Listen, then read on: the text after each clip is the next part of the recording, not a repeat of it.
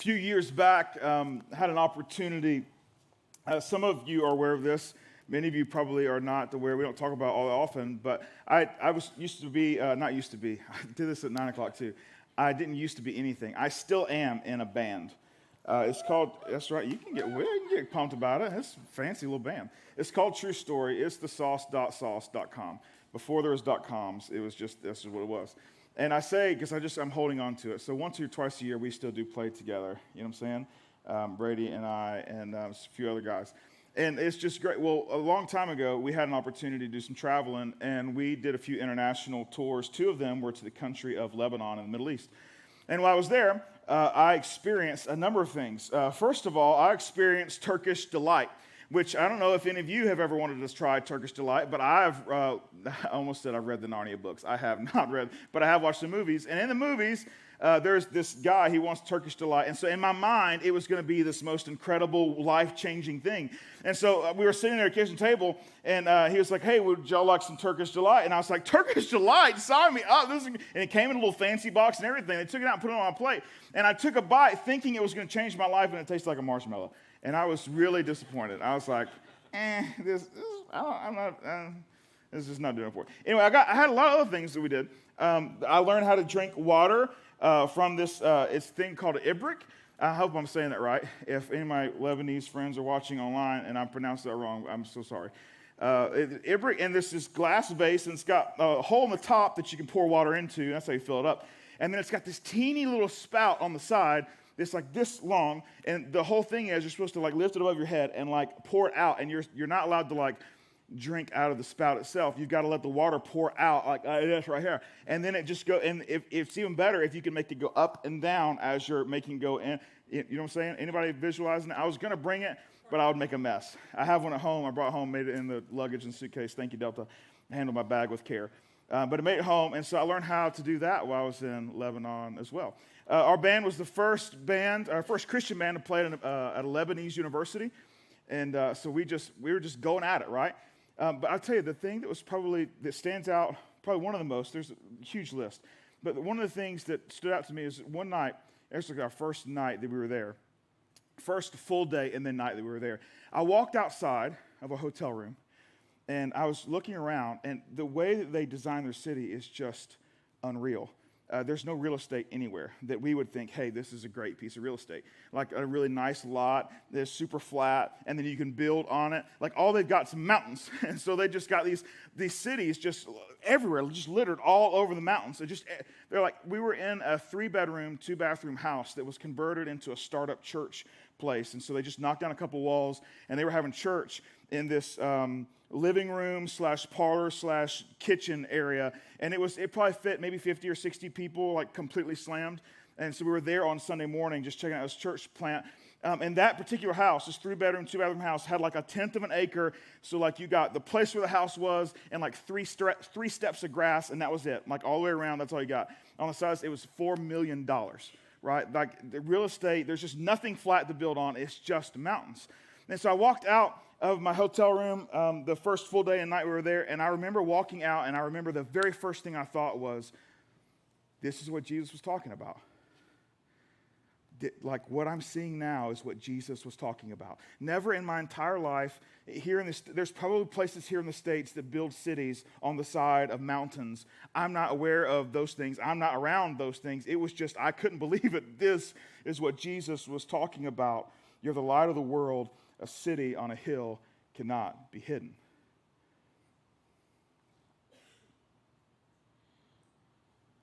Jesus is wrapping up a list of attributes or values. Scholars call them the Beatitudes. As a church, we just wrapped them up. We called them Intro to Jesus. It's just the very first thing that Jesus downloads into the public world from his first message on the Sermon on the Mount. And there were a number of them, and he walks through those systematically, and he says, hey, this is what it looks like to be a follower of Jesus, to follow me. And he just walks through all of them. Blessed are the peacemakers, blessed are the poor in spirit, blessed are those who mourn. All those, and he walks through all of them, and he follows that up with this statement, which if you look at it, it looks like it's a directional statement. But if you take a few moments, which we're going to take this morning, and you really kind of look underneath the original, if you look underneath just the very first thing that comes to mind, you will see that Jesus is offering you actually another choice. That he gives you this summation of this is what it looks like to completely give your life to me. And then this will be a choice that you have to make. And this is what he says. Matthew chapter 5, verse 14. He says, you are the light of the world. A town built on a hill cannot be hidden. Neither do people light a lamp and put it under a bowl. Instead, they put it on its stand, and it gives light to everyone in the house. In the same way, let your light shine before others, that they may see your good deeds and glorify your Father in heaven. I had never seen that come to life until that first night in Lebanon. I mean, we have people that will build a house on the side of a mountain, and it's a sweet little spot. And as you're driving up, you kind of see one little light up on the mountain, like, man, someone's got a killer view on up there. But to see the entire mountainside littered with house lights, the entire thing. And it's not just one house, because they build up, because there's just not enough space for everybody to have their own house. So there's these huge apartment things that are sometimes 7 or 14 stories tall, or sometimes there's 3 or 4, and they're just, the entire mountainside is just lit up. And I'm like, man, this is what Jesus was talking about. A city built on a hill. You can't hide it. You cannot hide it. The only way to hide it is not to build it on the side of a hill. Jesus is about to unpack something that's fairly significant. He says, you are the light of the world. This metaphorical imagery of light, it has a really rich heritage, a very deep, abiding connection with the people of God, the people of Israel. It goes all the way back, even before this, but one of the most prominent moments was there was a guy who was a prophet for the people of God hundreds of years before Jesus shows up. And a prophet is just a guy who's going to speak on behalf of God to the people of God. And this guy's name was Isaiah. And Isaiah is saying, hey, I have a message to give to you, and this is what the Lord wants me to say. I'm speaking on his behalf. And Isaiah says this, I, the Lord, have called you in righteousness. I will take hold of your hand. I will keep you and make you to become make you to be a covenant for the people and a light for the Gentiles, to open the eyes that are blind, to free captives from prison, to release from the dungeon those who sit in darkness. And so there's this, even before Jesus started saying, hey, you are the light, this prophet for the people of God, a long time before Jesus says, hey, God is making a promise to us, and he specifically wants us to fulfill a function of light. I don't know if you notice the functions of light. Some of the things that happens when light happens, some of the things that kind of take place when light enters into the room. He says here, this is what I want you to do. I want to hold your hand and make a covenant with you to be a light for the Gentiles, and this is what we will accomplish as light. We'll open the eyes of the blind. We'll free the captives. Release those in the dungeon of darkness. You see, what he's doing is making sure we have a really clear picture of what darkness wants to do. Darkness wants to blind and bound. And that's what he's chasing. He said, why? You may be asking, or maybe they're asking, why do we need God to show up as light? Why do we need Jesus to point out that we're light? Why do we need to act like light? What does light have to do with us? And Isaiah just so subtly points it out in just a very direct way, that Jesus, or God, wants to make a covenant. He wants to hold our hand in that covenant. He wants us to be a light to the Gentiles, the people who are not connected to God.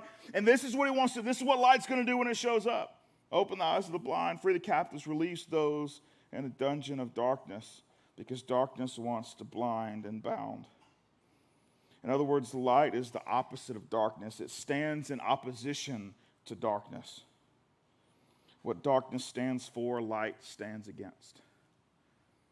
What darkness stands for, light stands against. So the question becomes, what does light stand for?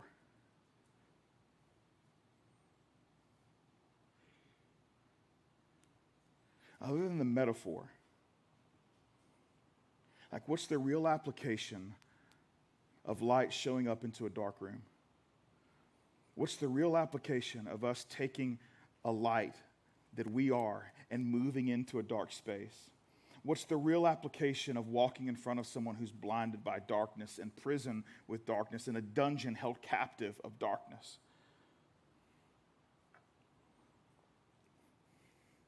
I think the first thing that comes to mind is there are people in our life, or maybe you're that person at times, that reach out for help. Like, hey, I need help. My life is not going the way I want it to, or it was going the way I want it to, and now it's not. It's kind of come off the rails a little bit. It's kind of gone a little sideways, a little zigzag. It's just not it's not working the way I want. And so they reach out to you, and I don't know why they reach out to you. Maybe it's because they see a light in you that's something special or something significant. They see something different. Or maybe they trust you, or maybe they know you've been through it. I'm not sure, but they reach out to you. And if you are the light, if you're a follower of Jesus, if you are the light, then there will be a temptation that when you begin to walk into the situation that they're going to say, hey, I want you to help me. However, I'm not sure I want you to help me with the light on. I want you to come and sit with me. I want you to come be with me. I want you to walk me through this, but I don't think I agree with the light on strategy. Now, that's difficult for us because when the light's on, that means Jesus is working. And so when someone asks us to help solve a problem, then naturally we say, okay, that's cool. I'm going to make sure I bring this light with me when I'm walking into a dark space. And I'm like, hey, I would rather solve this in the dark because I don't agree with the light piece. I don't really like that piece about, I love who you are. You're a great friend. But that one piece of your life, it's not my favorite. And honestly, my beliefs don't line up with what that light is. And so just leave the light out of it. Just leave the light out of it. Yeah, that's part of the struggle. It's part of our immediate application of how do we become light in a dark place? How do we see because the light is on in our life? When we look into someone else's life and we can see that they think the problem is this, but we really know if we would just turn the light on, they would see there's a much broader issue. And they would be able to actually see it for what it is instead of the small symptom they're trying to deal with in this very moment. How do we figure out how to move into a space with the light that's bound by darkness? I'm thinking through this city on a hill. And I'm thinking through the promises of God where God says, hey, I want to hold your hand and I want to make a covenant with you that you will be a light to the Gentiles. Now, at this point, God's building a nation when Isaiah's talking. He's building a nation, a group of people that are going to be confined by a promised land that was gifted and given to them. It has boundaries. And within those boundaries, the people of God will exist. And he says, hey, I want to take it a step further than that. I actually want you to be a light to the people outside of your boundaries. Now, as a people of God, they're like, well, you know what? Most of the people right now that we're kind of having this conversation with, when we're kind of into this conflict, the folks that want to take our land, you sent us to war against them. Why would all of a sudden we be a light? And so they're beginning to wrestle with these things. Jesus shows up, and at this time, in this promised land that God was supposed to hold their hand with, Rome has invaded, and now Rome occupies the territory they live in. And so when this begins to show up, he's like, hey, I want to paint a picture where I want you to be the light that goes beyond any kind of boundary. That's why a city on a hill can't be hidden. In the middle of a war, in the middle of the wars for Lebanon, at night, what would they do? They told everyone, do not put the light on in your house. As the fighters are flying over, turn them all off. Why? Because a city on a hill cannot be hidden.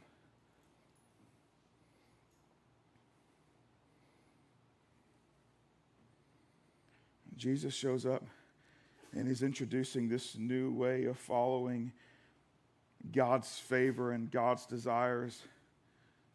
And he says, I want you to be a light. I want you to be a city on a hill that cannot be hidden. And so there will be some conflicts and you will be tempted to extinguish the light. But keep it on. Now, let's begin to piece all this together. That's just the top piece. It's beyond just, hey, a city on a hill cannot be hidden. He gets to the choice statement, verse 15. Neither do people people light a lamp and put it under a bowl. Instead, they put it on a stand. Neither do people light a lamp and put it under a bowl. Instead, they put it on its stand. So he's saying, and it doesn't sound like he's giving you a choice, but he's saying there's a clear pattern of behavior. That when you have a candle, right, so when I think lamp, I think like, hey, Google, turn on the light, and it turns on the lamp. Except lately, it just dings at me and says there's a connection error. I don't know if any of y'all are having that problem, but we're having that problem in my house. So I have to go and manually switch on the light. First world problems. It's awful. You know what I'm saying? It's like 2 steps from my bed to the lampstand table. It's ridiculous. Nevertheless, that's what I'm thinking, but it's not. It's more like a candle, right? It's a candle. And so the candle is sitting there, and you're going to light it up, and then what do you do with the candle? You have a choice. There's a place for that candle to go on a stand, or you could actually choose to put it under a bowl. He says, now, you don't typically do that. That's not why did you light the candle in the first place if you're going to put it under a bowl? It could be because your kid's in 6th grade doing a science experiment about how long does it take for fire to eat up all the oxygen under a bowl. If that's the case, then that makes sense. But in any other situation, it makes no sense for you to light the candle and then put it under the bowl. That makes no sense. However, you can do that if you want. It's your choice. It's 100% your choice. And Jesus is letting you know that. He's like, hey, you are the light of the world. A city on the hill cannot be hidden. And you don't light a candle and put it in a bowl.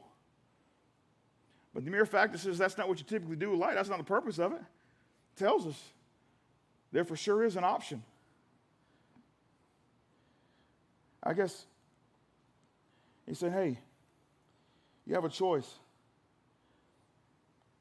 Under a bowl, on a stand. I think we begin to kind of piece this again together, and we're going to get to it. There's going to be a little bow here in a few minutes that we're going to get to. We take this city on a hill. We take this, I want it to shine beyond the borders. We take this, God has a mission for our light to impact people who are in those 3 places. They're blind, they're captive, or they're in a dungeon of darkness, and that's what light's going to show up and do. And he's going to do that because you are the light of the world, like our people, the people of the church, the people of Jesus. They're the light of the world. They're going to accomplish these things. And he says, to me, it makes sense that you're the light of the world, and so we would put you in the proper place on a stand so that you can do your work. But there's also an opportunity for you just to put yourself under a bowl. Like, that's an option too. But I want to make sure that we take the full sentence in before you start making decisions about what you want to do with your candle. And it's the very end of that sentence. I don't know if you remember it, but I'll read it to you again. It says, neither do people light a lamp and put it under a bowl. Instead, they put it on a stand. Here's the cool part. And it gives light to everyone in the house. Notice that? In other words, your candle benefits me as long as I'm in the room. You know what I'm saying? And so it might not be my candle. It's not my stand. It isn't even my light. But I'm going to benefit from it because you decided to put it in the proper place. You made a conscious decision to say, you know what? I'm the light of the world. So I'm going to light this thing, and I'm going to put it on the stand. I could put it under a bowl, but you know what? There's other people that will benefit from me putting it where it belongs. And so I'm going to put it where it belongs, and then everyone else is going to benefit from the decision that I've made. And so when someone calls you and says, hey, I need you to come into my life. I need help. And they say, but could you leave the light out of it? Somehow you've got to figure out in your brain, in your mind, in your brain, okay, I already know the truth, though, that if I bring the light with me, that the people that are asking me are either blind or they're captive by something or they're in a dungeon of darkness. Either way, me bringing the light is going to help them, but the problem is they don't see that it's helpful. It's like, you know what I'm talking about. If you're a parent, you know what I'm talking about. That moment, it's like 6:24 in the morning, and you walk into your kid's room, and you have a choice to make. It's all about choices. You can walk over and say, hey, buddy, hey, it's time to get up. It's time to get up. Kind of rub his back a little bit and say, hey, I'm going to come back in a few minutes. I just want to get you started. Just kind of. Or you can flip the light on. You know what I'm talking about? Flip it on. Say, get your butt out of bed right now. Right now. One of them is probably a good parenting move. The other one's just fun. You know what I'm saying? I don't know. Right? But there's that immediate reaction when someone's been in the dark for a long time and you turn the light on. There's that, man, this is bright. Can you turn those down a little bit? It's like, no, man, this is not a dimmable bulb, you know? But that's what they're thinking. But you and I know the truth. It doesn't feel good in the moment. It doesn't feel good in the moment. But here's the deal. If somebody asks you, as you're a follower of Jesus, to invest into their life because they are messed up, you've got to make a decision. I'm not here just for the afternoon. I'm not here just to flip on the light. Yeah, it's a wreck. Okay, deuces. You know what I'm saying? Like, that's not why you're here. You're there to say, hey, I'm going to flip on the light, and it's going to be on long enough for their eyes to adjust. You got to be willing to invest in their life long enough for their eyes to adjust so that then they begin to see, hey, all the stuff I've been breaking my pinky toe on over and over and over again, now I can see what it is. Now, here's the deal. The light didn't get rid of the stuff on the floor. The light didn't get rid of the end of the coffee table. The light didn't get rid of all the toys on the floor and those stinking Legos. Didn't get rid of those. They're still on the floor. But now they can see them. And now together you can begin to work on, hey, what do we need to do next? Because I'm not just here for the afternoon. If you invited me into your conflict, if you invited me into your issue, if you invited me into this, you didn't even know you had a good place for me to put this light in your room. You didn't even know you had to stand because it was too dark. But I got the perfect place to put this light. And yeah, it's a little bright at first. But your eyes will adjust. And then you'll begin to see, how do I start cleaning up this room? How do I begin to clean up my life? Now, there's the other reaction. They might say, hey, oh man, this is a mess. Get out of here. I don't want anyone seeing this. That might be true.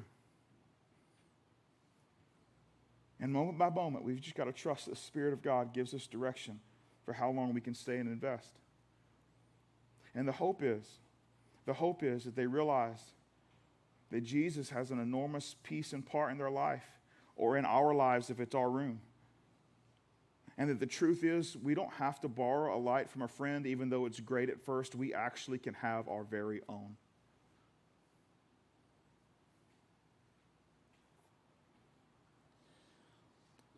We keep moving. Everyone in the house benefits. And then we get to a little bit of conflict. Just a little bit of conflict that, honestly, it causes us to scratch our head a little bit. So I want to read you something, and then I want to make sure that we're in the right place. We're going to travel through a little conflict real quick, and hopefully we're going to find some resolution. Maybe not. So he says, hey, after he explains the light, after he says, hey, this is what I want you to do, he says this in Matthew 5:16. In the same way as the candle, and the same way as the city on the hill, in the same way, let your light shine before others, that they may see your good deeds and glorify your Father in heaven. In the same way, let your light shine before others, that they may see your good deeds and glorify your Father in heaven. In other words, you have a choice. What will you do with your light? What will you do? Will you enter into opportunities for good deeds so that other people might see those good deeds, and other people might say, you know what, man, this light is something special, and because of that, I'm going to begin to see God in a different light, in a glorifying, honoring, worshiping way over time. That's the way it kind of works. Is that what's happening? Or you say, no, I appreciate the effort, Jesus, but today is going under the bowl. Under the bowl. Now, I think what's really important is what he's trying to say, and let me summarize it, and then let me begin to move into the tension. I think what he's saying is, hey, I need you to choose to be known to make him known. So I need you to choose to put the lamp, to put the candle, to put the light in the proper place, so that it brings light and you can step into some opportunities so that other people might see and know who Jesus is. He says, I want you to act just like the other light. In the same way, let your light shine before others. They may see your good deeds and glorify your Father in heaven. And so we want to choose to be known to make him known, as opposed to choosing to be known to be known.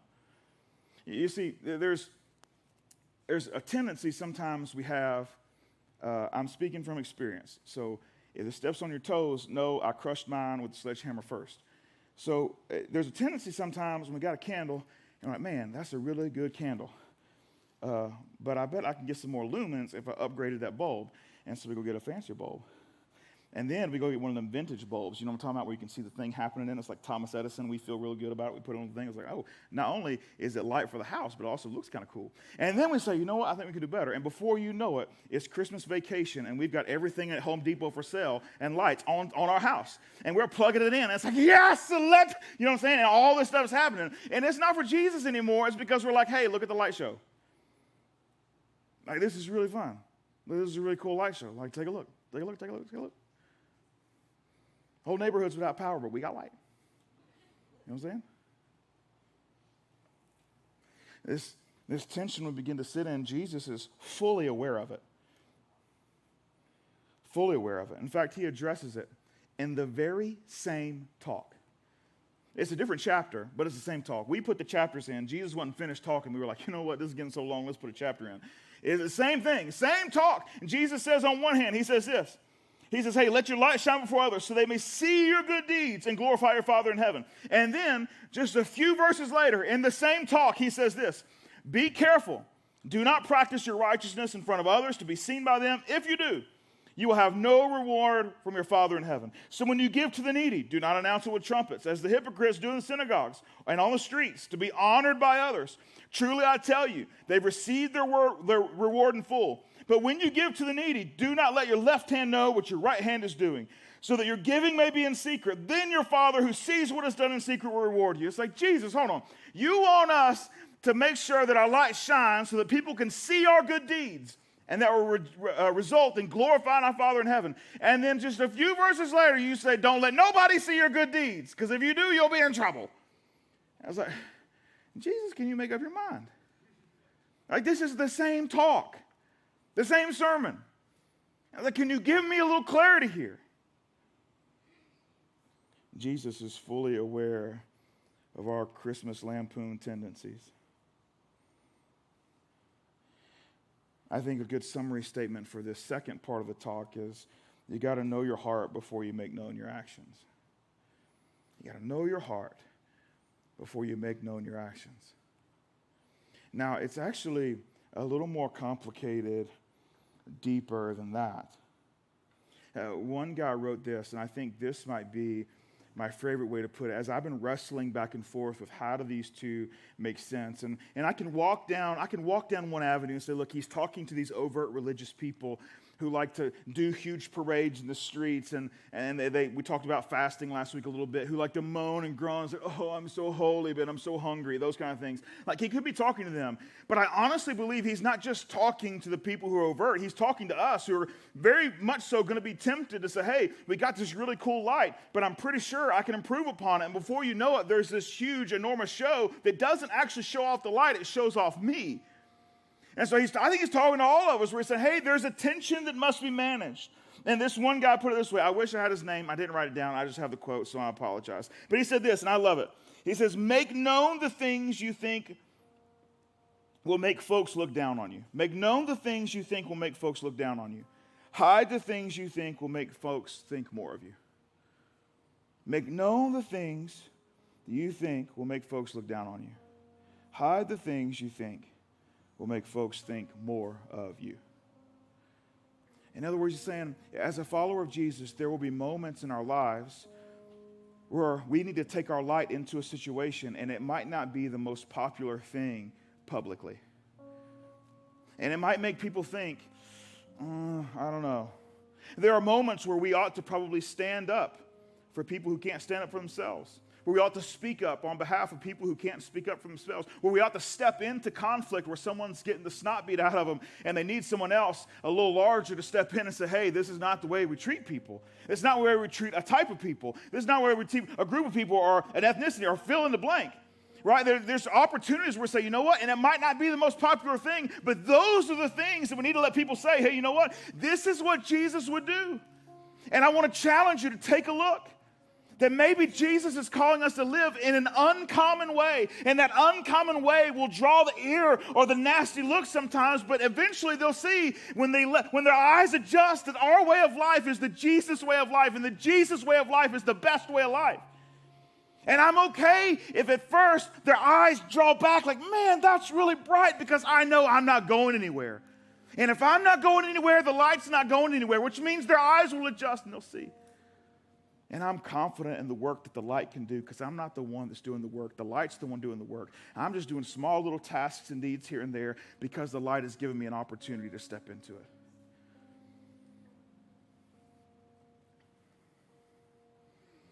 He's saying, hey, maybe you should make those things known and be a little more vocal. A little more vocal. But then there are some things we probably should keep pretty close to the vest. Things where we step into someone's life because we have the know-how or the skill or the resources to make an enormous difference. And it's those moments we'll be tempted to take a selfie and post it somewhere, but Jesus is saying, hey, that's just between you and me. That's just between you and me. Now, I want to be careful. I'm not saying, hey, today you're headed to lunch and you're in the square and all of a sudden there's an older lady walking across the street with 17 bags of groceries and she falls and it goes all over the ground and you're like, man, there's a lot of people watching. I guess I can't get involved here. You know what I'm saying? We walk away. And I'm saying, yeah, of course you jump in. Of course you jump in. But more often than not, the issues we have are not the spontaneous opportunities to jump in and be Jesus. It's the things we scheme and plan in our head that says, man, this is going to make me look so much like Jesus. I can't wait to snap this picture. Do you know how many folks are going to take a like at it?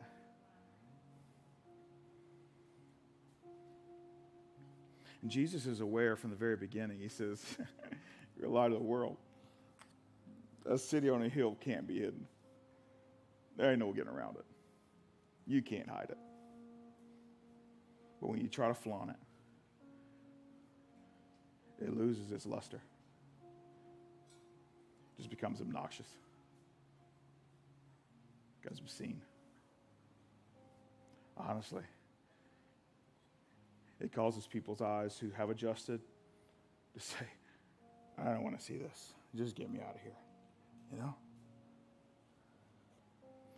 Did you notice probably the most significant moment in the words of Jesus?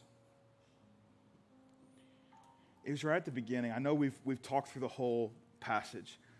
Now we got to go back to the beginning. Yeah, that's where the most significant part was.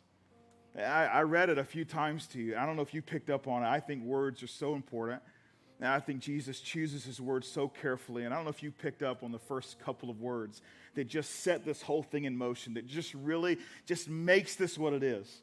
Without these two words, it's like, I don't know, Jesus, we're kind of teetering back and forth. But man, these two words right at the beginning, man, it gets it. Did you see it? It's pretty simple. He said, you are. You are. Not, you got some potential, kid. Not, man, I'm going to whip you into shape. Oh, goodness gracious, I can see that you might have. Oh, you know what? If you could just make a few changes. Now, Jesus steps into a bunch of rookie Christians. In fact, I don't even know if you can call them Christians. He steps into his first big public address to a bunch of folks that at the moment, they don't even know who Jesus is. Like he's saying he's alive, but they don't even know who he is yet. And he's looking at all of them, every single one of them. They haven't committed to plant a church yet. They haven't committed to give their entire lives for him, like literally give up their life for him. They haven't committed to do anything. They haven't committed to go against the Pharisees, the Sadducees, the scribes, the religious people. They haven't committed to do any of that. And he says, hey, here's the deal. I want to give you Jesus 101. If you're buying into that, the truth is you are the light of the world. You are. Before Jesus ever gives them instructions, he gives them an identity. Before he ever says, here's the choice I want you to make and here's how you're going to make it, he says, let me remind you who you are. In other words, you will not become light because you do incredible things. You are light because I'm here. You are light because I'm giving it to you. You are light because of who I am. And now who you will become, it'll be because you decide what are you going to do with your life. Under a bowl or in its proper place on a stand? Do you take it with you into the dark places so you can see the Legos on the ground and the coffee table that broke your pinky toe? Do you take it with you? Or do you say, you know what? No, every single time my friend says, leave Jesus out of this. And you're like, I don't know another way to live except with Jesus. I can't separate Jesus from it because I don't do well in the dark. And the truth is, neither do you. That's why you're calling me. You are the light of the world.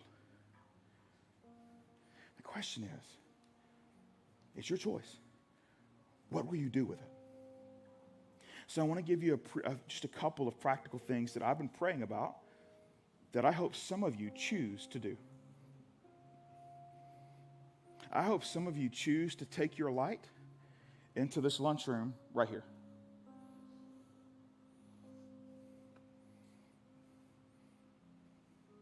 There are kids that are at risk that go to this school, and they need someone to sit and have lunch with them once a week for 26 minutes and 13 seconds before the lunch lady comes and says, give me your trays and go line up, right?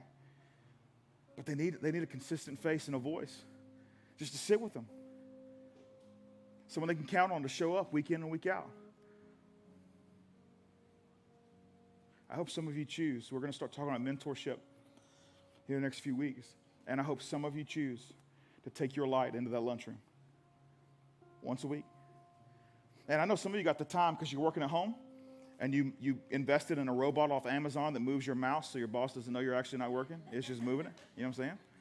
And so you got the time. You can get away. Come right on up here. Sit and watch them eat ranch on everything that they have. Just dip it in ranch, no matter what it is. Pineapple, put it in ranch. Hot dog, put it in ranch. Pizza, put it in ranch. Ice cream. No, I'm just kidding. We're not going that far. I hope some of you next week, I hope some of you decide, you know what, I'm going to take a step and I'm going to go into a group. You've never been in a group before, but man, I want to be in a group. I tell you, our church prioritizes folks that are disconnected from faith, disconnected from God, or just disconnected from church. And so we have a policy we started last group time, where we said, hey, you know what? There are so many people that have never been in groups before, and then they talk themselves out of getting in groups because the groups that were on the night of the week that they wanted or the location in the city they wanted is not available anymore because groups fill up super fast. And so we just decided, hey, if you've never been in a group, you get priority. So next week, group signups will open, and no one who's been in a group before can sign up. Well, that's not true. You can sign up, but then Aaron, who's our group's lead, will give you a phone call and say, hey, thank you so much for signing up. I'm kicking you out until next week. You should have listened to this directions. You know what I'm saying? Like, that's what's going to happen. And so if you've never been in a group before, you get first pick at the places in the city, the nights of the week, and that'll happen for about 72 hours starting next Sunday. And I hope some of you decide, you know what, I'm going to take a step and go into a group. On Labor Day weekend, we will not be having in-person or online gatherings, and it's because it's one of the gifts that COVID gave us. Last year, we discovered Church on a Hike, and it was one of our greatest weekends of the entire year. It was an opportunity for us just to do church a completely different way. And so there's a state park not far from here, and we've chosen a hike along the riverside. It's 98% in the shade, and it's super easy. People push strollers on it last time, so it's not this huge, big mountain thing. Strollers can go, families can go, individuals can go. We had people walk by themselves, people walk with friends, people walk with families. It's up to you. We put stations along the way. You can walk right past the station or interact with the station. It's up to you. That's going to be Labor Day weekend. You got to register on the app, but I hope there's probably some people in your lives that say, hey, I'll never go to a church, but they might go on a hike. And it's my hope that you're hiking with some folks that would never step foot, even in a church, in a gym. And that's what that weekend's for. There's a myriad of opportunities for you to choose what to do with your life. But again, the choice is yours, and it always has been.